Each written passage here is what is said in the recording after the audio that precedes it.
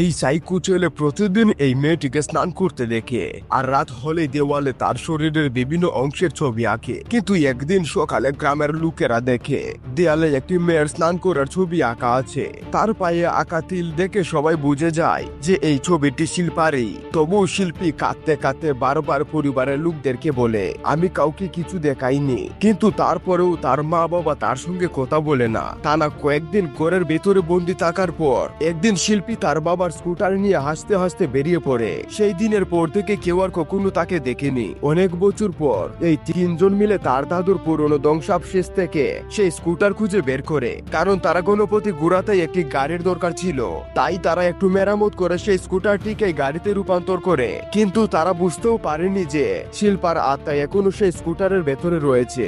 পরদিন সকালে ছেলেটা ঘুম থেকে উঠে দেখে স্কুটারটা নিজে থেকেই নড়াচড়া করছে।